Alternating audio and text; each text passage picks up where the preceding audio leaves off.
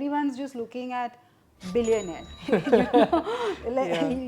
just want to grow so fast. Yeah. I mean, when I joined 16, 17, that was never the goal. The valuation to sab jagah high hai. Acha. If you ask me, whether it is private space, whether it's public space, I think there's too much liquidity in the market. It's absurd, in my opinion. But yeah, I mean, you don't want to miss out on the returns, and so you invest wherever you can.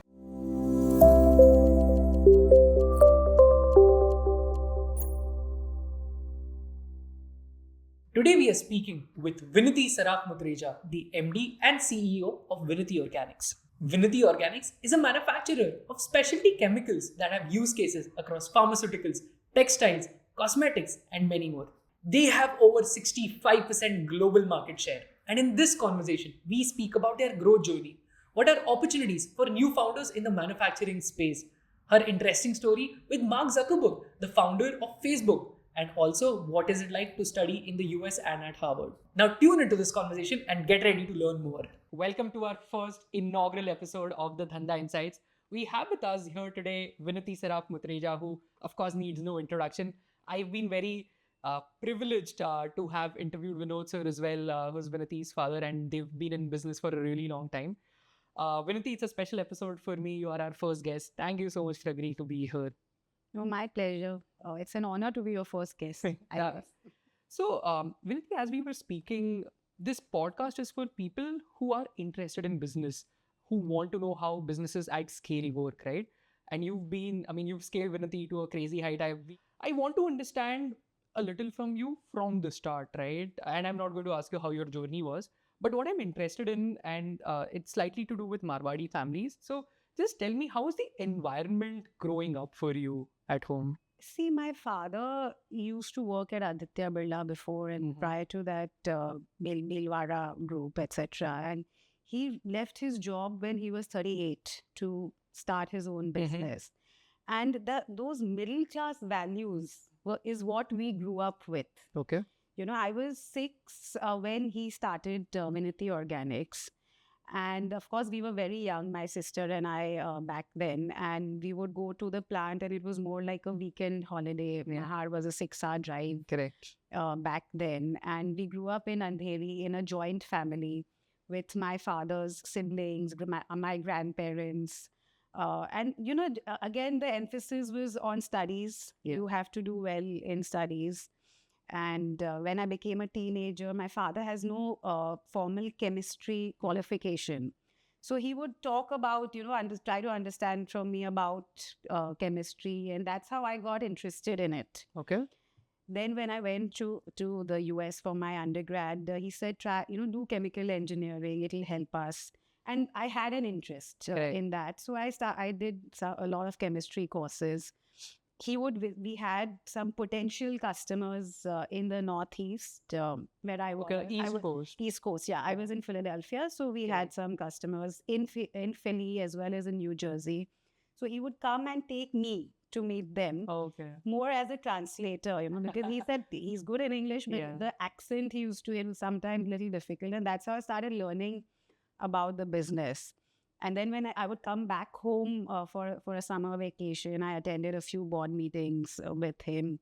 I did an internship sort of between after graduating, and my first job was in New York, actually. So in that time. And that's when I really knew that there's a lot of potential in this business, and I can come back and make a difference and to this. Got it. Very interesting. I think I'll pick a few cues from here. Sure. With respect to, I know your first job was at Oliver Wyman, if I'm not mistaken, right. 2005 to 2006. Right. Incidentally, that was also the time when Facebook was launching, right? So one thing that I felt, and which is a question to a lot of young people who watch our podcast, is should we go to the US to study?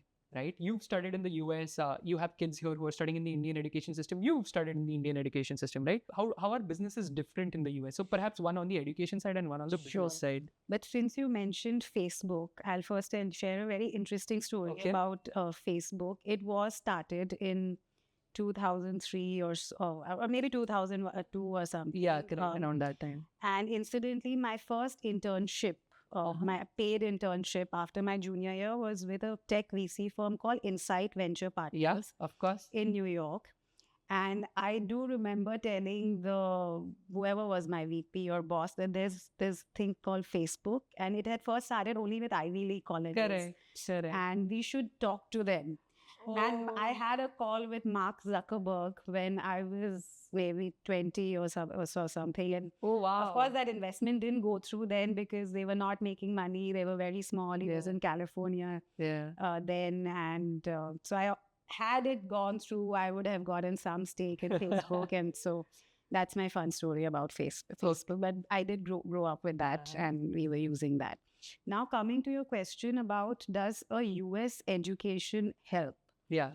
I think there are two ways to look at it, right? What really helped me was the independence, the confidence, and the exposure it gave me Right. 20 years back. Because otherwise, I was living in you live in your own bubble and a very protected environment. Your mindset also gets influenced. Your mindset grows when you go abroad anywhere. It could be Singapore, it could be Europe. You're on your own, you're managing your finances. Could be in a different city also, right? But just being on your own. What US brought to me was that perspective of thinking things large. Right. That India is not just the only market. Yeah. So that perspective changes. And hence, I still feel one should do maybe a master's or 2 years, whatever you can, just to enhance your worldview. Got it. So that perspective is something that you got from the US. Yes, exactly. And by the way, which is very, it reflects in how you've scaled the business also, right? I think now is a good time for us to hear from you. How would you define Vinati Organics? Like, what are, say, top products, their use cases, new geographies, or key geographies for you, and just generally an overview of Vinati. Yeah, I think that's very important because it's a B2B business, right? So a lot of people don't really know what it is. Because I get questions like, do you make organic foods? So, and organic. Because organics is in but in chemistry, it just means carbon-based chemicals, petrochemicals. So, the company, we make specialty chemicals. We make various chemicals for various industries. They find application in pharmaceutical, in oil and gas, water treatment, fragrance industry, plastics industry. About 65% of our revenues come from exports. Our philosophy has been to target niche chemicals where you have some sort of leadership in terms of scale. Okay. Clean and green processes, zero effluent, integrated processes. If you can scale with some synergy, backward, horizontal. So that's our preference. And that's how really we have grown over the last few years. Got it. So, and very interesting, you mentioned about, 65% of your business is exports. An implication of that also is that whatever happens in the globe, like at the macro level, does affect your business. So can you give us 2 or 3 examples of how, say, changes in the US or Europe change your business, or say China, like for that part? Yeah, absolutely. And we can go back to 2007-8 when I joined. And many US companies were apprehensive to rely majorly on an Indian supplier. Okay. And the reasons I would be given is it's a politically unstable region. What about India-Pakistan war? But that is not the case anymore. True.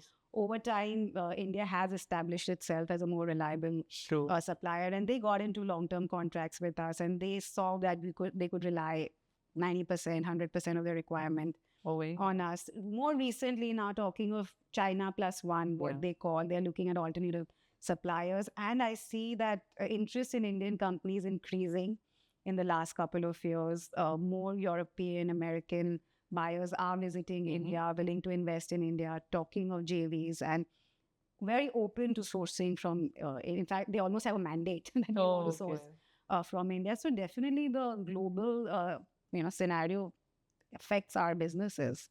Okay. And in terms of, say, percentage, like how large is Indian chemicals market? Like if you could just share. Actually, I don't have the exact number, but I can tell you the Indian chemical market.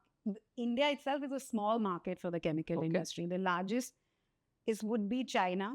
China is at least 15 times our size. Really? Yes, in terms of production, in terms of export, in terms of utilization. US would be would be number 2 or same as big. Then Europe, because they make a little more niche, a little more specialized chemicals. South America is where, Middle East, of course, Middle East, South America, a lot of petrochemical companies there. So we still have a long way to go in this industry. And I look at it as a positive. That means there's scope for growth. Yeah. So on that, right, I mean, you mentioned China is 15 times larger. That is one data point. Second is the world is moving a little away from China, right? I mean, they don't want to over-rely on China. And as you said, that builds up an opportunity. A question to you is, how should a 25 or a 30-year-old think in terms of this opportunity? What are, say, knowledge, technical knowledge, resources that they should gain to actually harness this opportunity? Well, I'm a strong believer in higher education. I'm someone who did not get a master's degree, and I regret it. Okay. I think it's good to have deeper knowledge on any subject of your liking. And of course, then you can get an MBA, and when I meet companies in Europe, in US, they only hire masters students or PhDs. There's an emphasis. Okay. And in India, that is lacking somewhere. People maybe it's they want to start earning after they get their bachelor's. That could be one of the one of the reasons. But that even in China, the number of PhDs is way more. The number of resources spent on R&D is much higher, and hence they are able to develop technologies much faster. Whether it is in EV or AI, they are much ahead of India, and so I think that research mindset needs to evolve in our country. Do you think as Indians we have the endurance to research? Well, we certainly do, because we go to the US and do it. So we definitely have the bent, we have the intellect. It's a question of resources. Companies as well as government, as well as institutes, we just need to spend more on our research. That's what it is. And have the patience. And have the patience. Yeah. So would you say that, or rather, what kind of resources you think we want as a country for manufacturing to be, sexy in India, right? Like I see a lot of my friends from engineering colleges wanting to do startups, yes, but most of them are software related. Like how do we make manufacturing popular and take that advantage? Yeah, very, very good question. See, there are many things, right? Why China is ahead of us in manufacturing. One is the infrastructure, the lack of, say, ports for importing, the lack of inland transportation. In China, my product travels through river barges. We don't have that facility. Yeah, I don't think so. We don't have it in India, and that makes the cost of transport very expensive. Makes sense. There's railway transport in America, and then connectivity of different ports, access to cheaper feedstock. China also is a net importer of crude, but the feedstock availability is much more. The refining capacity is higher. These are more my industry related points, but generally they can be extended to other industries as well. And the government is pushing in the last few years schemes like PLI schemes, the production linked. They have done wonders for electronics. It's coming into chemicals as well, in pharma as well. So I think India will grow in manufacturing, though some of the share has been taken by countries like Vietnam, Mexico. Yeah. But we have the potential. Okay. So, interesting. Would you say it's only the government who has to play a role in this, or say large players like you can also facilitate us moving faster in becoming like a manufacturing hub? Like how would that work out in your opinion? See, Indian entrepreneurs are quite savvy and agile, right? If they make money, they invest in their own businesses. That growth mindset is there. Okay. And I've observed in the last 5 years, more and more people are expanding, are investing. There's access to capital has become much easier. Yeah, that's right. Public, private, whether it's debt markets. So the entrepreneurs, hand in hand with the government together, we can definitely take this to the next level. Got it. So there is that momentum that is getting built over time. Got it. Yes. Interesting. I'll shift gears a little. It's a personal question. I'll tell you why I ask it, but after I ask it is when I'll tell you. Do you differ from your father in business? Yes, of course. In what ways? Well, he comes from a very different very self-made person. He comes from very humble beginnings. Yeah. You know his story. Yeah. Grew up in Rajasthan. He did his BCom at 17, MBA at 19, started earning at 19. So he's very frugal. Yeah. Not just in personal life, also in business. And so that's where we differ. Sometimes I think we need to not be so frugal, at least on certain things. His risk-taking appetite is also very high, Really? right? Yes, because when you come from nothing, you have less to lose. The chip on the shoulder is not there. Yes, and but that's something I've learned from him, his mindset. He still has a growth mindset. He's 71, almost 72. Wow. And all he's talking about is growth.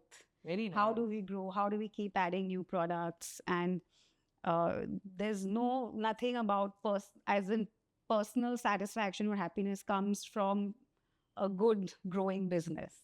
Yeah. And work is his hobby.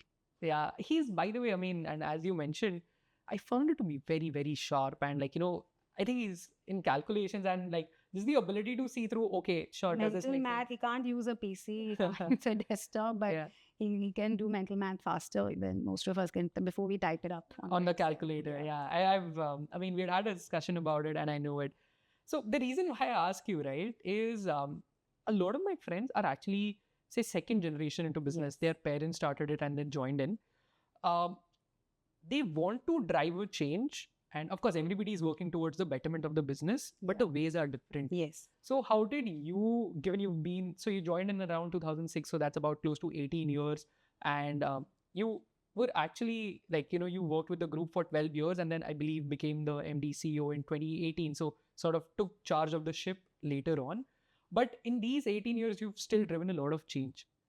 How did you do that? Because opinions and approaches differ, right? Yeah. So how did you do that? I think be patient, be respectful. The older generation does have a lot more experience. And you can't come in young and start throwing your weight around. Yeah. And, just expect that people will listen to you. Yeah. And it's not just with your parents, it's even with your colleagues. Because when you join, a lot of the people have been there for longer. Yeah. So accept that they know more. Have a learning mindset earlier on. Yeah. And then, when you have learned, be very thorough, be prepared with your arguments, with your defenses. If it's logical, your argument, people will come around. Okay. If in whether it's father, son, father, daughter, or your, CFO and CEO, anyone, in the end, it's an objective decision. And one has to be able to convince the other. That's really all. Okay. So I think the takeaway for me that at least I'm taking away is being patient, being respectful, and having logic so that eventually merit wins. Exactly. I think the patience bit is lacking a little in younger generations, primarily because social media is instant gratification. Right? You post a photo, you get likes. Yeah. Yes. I think that is a little tricky. And everyone's just looking at billionaire. They just want to grow so fast. Yeah. We didn't have that. When I joined 16, 17, that was never the goal or the ambition, right? The goal back then, it was just, we want to grow 15%. Even now, even today, we want to grow 15, 20% every year. We just want to add 2 products every year. And that is what helped us, I think. That's what we were not impatient or unreasonable or unrealistic in our expectations. Yeah, I think you're right, that is slightly different. We want to get rich, but rich fast. Very quick. Very quick, yeah. So do you think we are complicating things at times by giving numbers, hame itna pahunchna hai, ye revenue goal? Absolutely.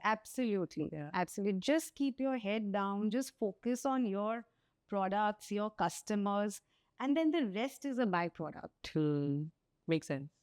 This is a question, by the way, related to startups, and I'll tell you from my venture capital days. There was suddenly a very strong focus on B2B specialty chemicals, okay? And I'm sure you must have taken note of a few of them, that a lot of cross-border B2B specialty chemicals companies have come up. The reasons that when we discovered were, this is a high margin business, exports capacity is higher, so high GMV, and at the same time, the market is fragmented. do you think, or what do you think about startups who are wanting to build in this space, trying to consolidate and sort of build? Yeah, I have come across at least 3, 4 such startups, Yeah. and I think what they're all trying to do is build an online marketplace. Yeah, that's right. And they feel that's lacking in the chemical industry, which it is. There can be some more enhancement that we can achieve, Yeah. optimization rather, in terms of procurement and sales, but it's very tough nut to crack. Yeah. Because I've met so many of these founders, but when it comes to the nuts and bolts of getting your product list, in the end, the user wants to test the product, wants to know the supplier. The supplier wants to know, can I give credit to this to this user? And to get all these data points on an online portal it should happen in the future. Yeah. I'm all for it. I've also invested in one such startup. Okay. Because it has worked in other industries, but the traction is low. Yeah. Yet. At this point. Yet it's still low. Got it. So because see, it's also it's also tech business. Like, it's a high tech, right? Like, if I buy a chemical from a new source, some ppm level impurity can make my final product disqualified, and that's too big a risk to take.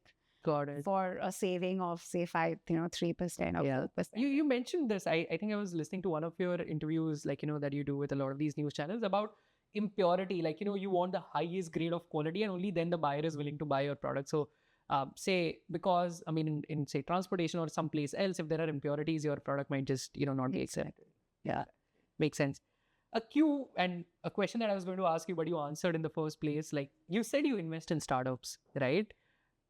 And you also run a listed company. What do you think about valuations? Like, आपने इतनी मेहनत करके इतना हर रोज धंधा बनाते हो, और एक certain valuation आपको public markets देता है. The valuation तो सब जगह high है. If you ask me, whether it is private space, whether it's public space, I think there's too much liquidity in the market, too much liquidity chasing few good companies, private or public stocks. It's absurd, in my opinion. But yeah, you don't want to miss out on the returns, and so you invest wherever you can. But do you think it's a bubble that might just burst? It might be. Okay. I think so. I think as a country, we need to be very careful. I think somebody might suffer in the end. It's my view, and because I look at companies abroad, whether it's in the private space or public, corrections have happened. Correct. And to a much larger extent than they have come in India. And so it's only logical to believe that at some point it will come here as well. But do you think India is prepared for the market erosion that might happen? Well, you don't really have a choice, right? If it happens, you learn and then you move on. But the growth mindset is still there. Mm-hmm. We have a large population. The consumption is there. The government's focus is there. So I think we'll be okay in the long run. Got it. This might just be like a short bump in the ride. If it comes up. Yes. Got it. Makes sense. I think, and because we are speaking about like growth, right? Growth comes with the right mindset. I feel, and by the way, very welcome change that I've seen in organizations is that, there is conversation about inclusion, about having more diversity. Would you say that's a thought that you have as well at Vinati? Yeah, absolutely. I think diversity, inclusion is very important for you to grow. It brings you different perspectives. It's not just something that you have to fill out in your BRSR report. It definitely brings value. If the more different type of people you have, whether it's different ages, different backgrounds, different gender, you do learn from each other. Today, chemical industry as such has very few women, but I can proudly say that we have 50% of our directors on our board are women. Really? And I think only some top 5% of PS NSE listed companies have that. Oh, wow. So that's very nice. Congratulations on that. Yeah. I think, firstly, I think it's a very great move. But a question that I want to ask you associated with it is, how do more companies get there, right? How do we make workplaces such that, we see more women leadership and other different kinds of diversities that we have, leadership at the top. Because, I mean, it's a sad truth that we have to accept that at this point in time, at least it's male dominated. But how do we change that? Everyone's talking of inclusion, and not just talking, they're taking steps. I think if you're a woman in an engineering college, it's easier to get recruited, at least in the US, from what I hear from my cousins who are studying there. Maybe it's happening in India also. A lot of MNCs, a lot of middle-sized companies also. The problem happens in the mid-management, or as you go higher up top management. That's when you start losing women to, they start dropping out. And that's more of a cultural mindset in our country. As the household income increases, the reason for a woman to work decreases.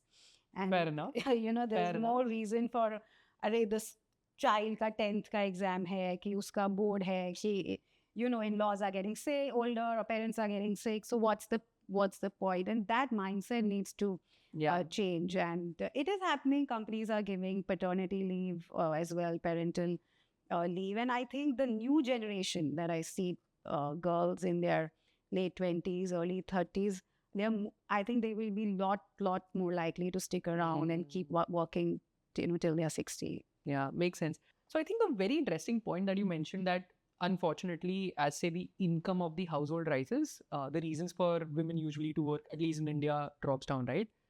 A marker of this is culturally, it's believed that a child is like more of a mother's responsibility than a joint responsibility, but it has to be like both parents, right? I want to understand a little, and it's slightly personal, about how had the partnership between you and your partner worked out, that you've been able to manage both household and your business so well?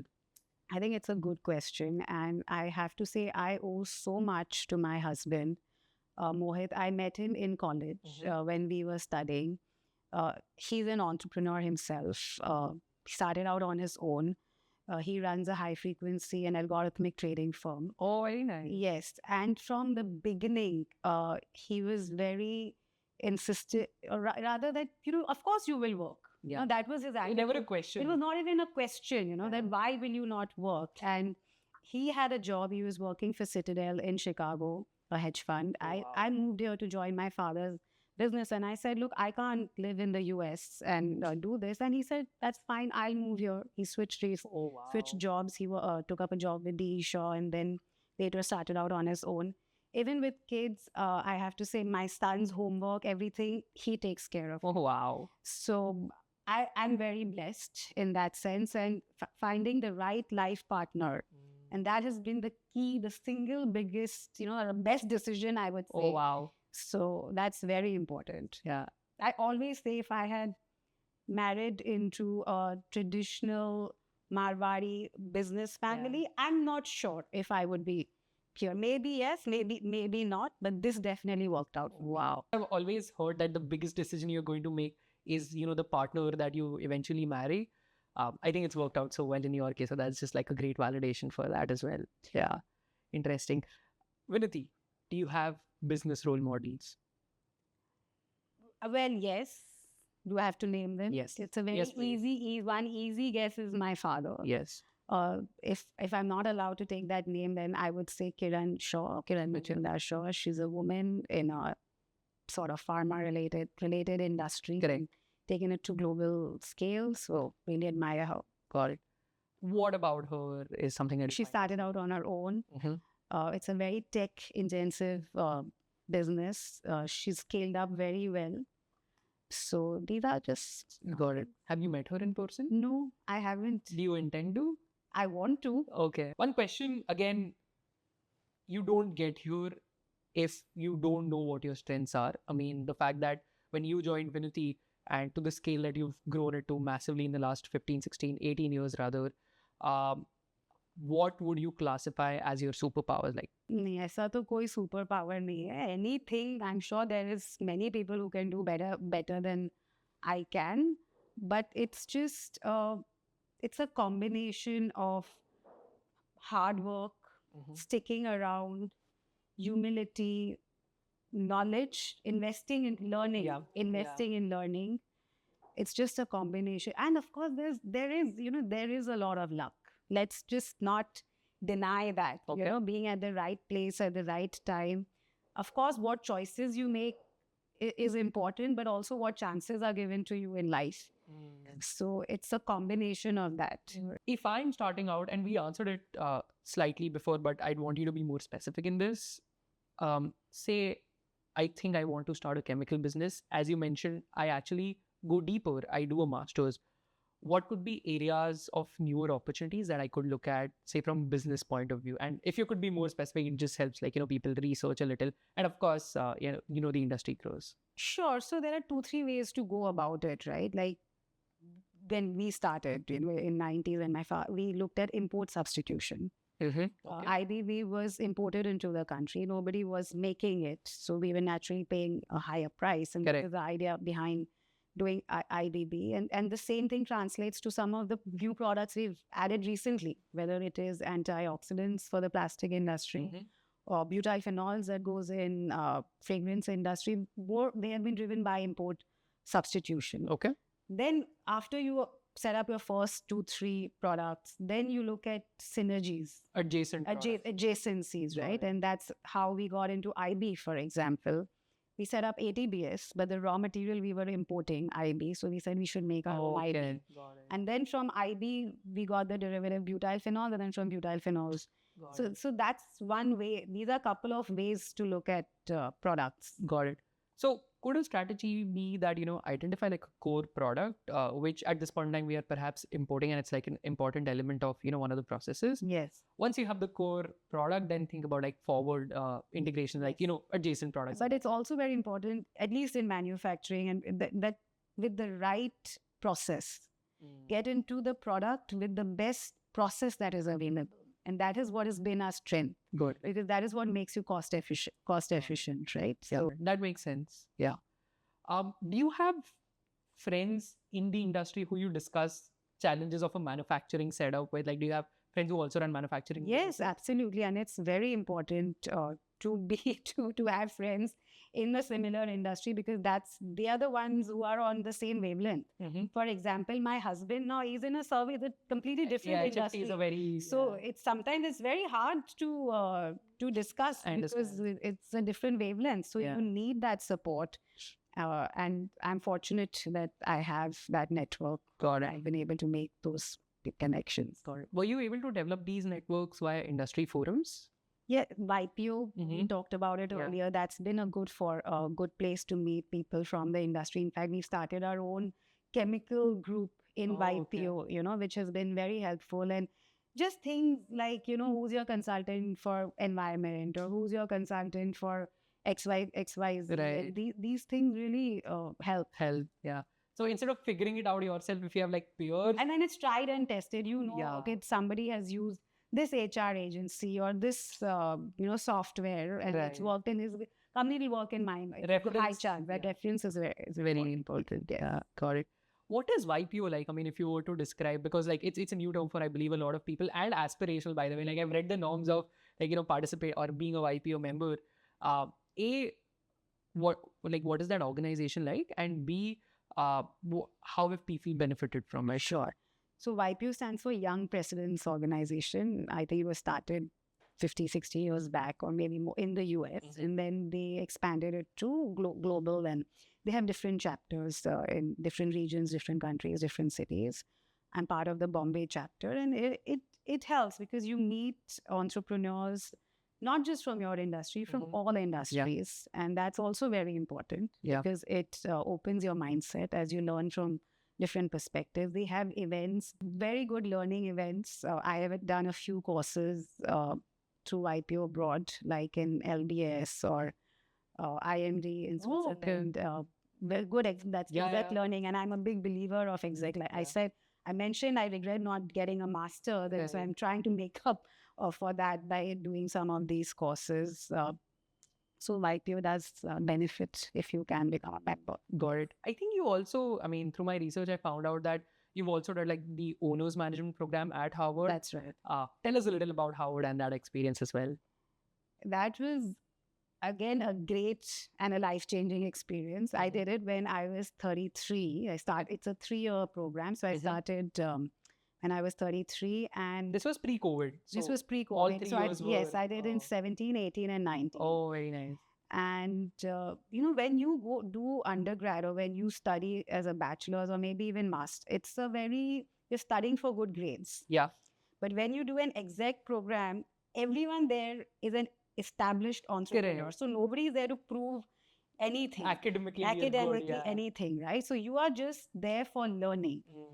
And they question the professors' thought processes, they share their own experiences, and that's where the real learning happens, right? You're learning, it's peer-to-peer learning. Yeah. So I was actually speaking, and the reason why I asked this question, especially so that more people get to know about it, I was speaking to this gentleman, Mr. Shishir Joshipura. Even he's done like an advanced management program, and he was mentioning like his peers were, say, head of army of a particular country, like the MD of Goldman Sachs of this division. So I think those learnings, I'm sure, were very valuable for you. Exactly. Yeah, got it. I think this has been fun. I just have one more segment called the rapid fire. We want to make it a little Karan Johar style. I'll ask you questions, and of course, irrespective, we do have a hamper for you because we know you're going to do well. Don't think about, or rather, whatever is the first thing that comes to your mind, just answer freely, okay? You've grown up in Mumbai. Favorite spot in Mumbai? I live on Pali Hill and I really like the neighborhood. Okay. So neighborhood would be a Yes. Got it. Yes. Favorite book? Oh, favorite book. That changes every year. Okay. Current top. You don't have to think. Whatever comes to the top of your mind. Current book.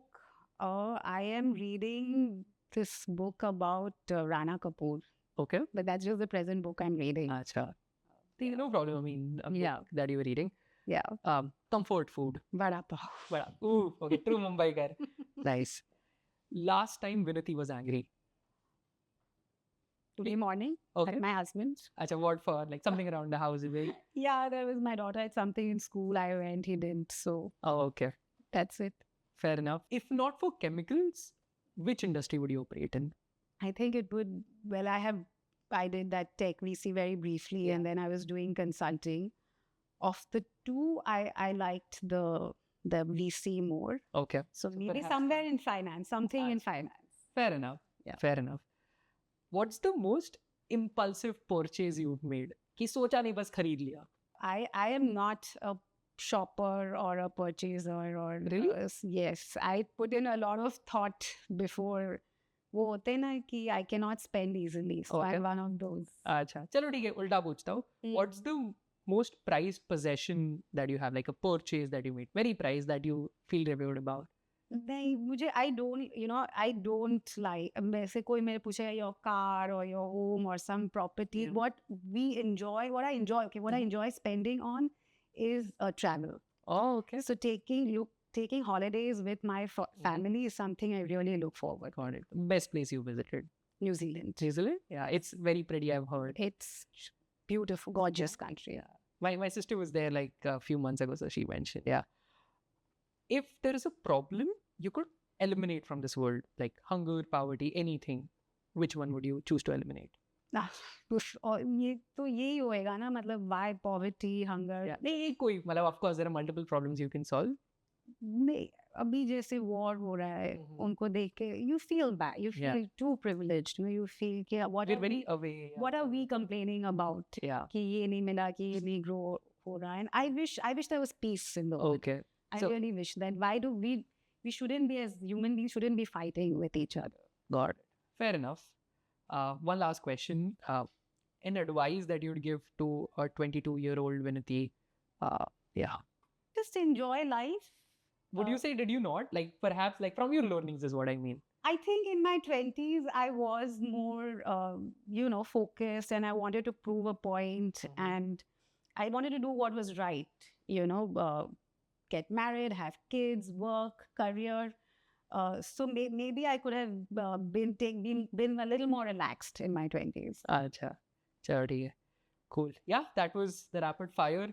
Thank you so much for participating, and thank you so much for doing the podcast with us. I hope it was enjoyable for you. Yes, it was good. Yeah. Hello, my name is Gaurav Mandlecha, and on this channel, I get you conversations from the top CEOs, founders, and business case studies so that you can learn like the best. If you've liked this video, I want you to subscribe to this channel and also share it with your friends and family who will benefit from this.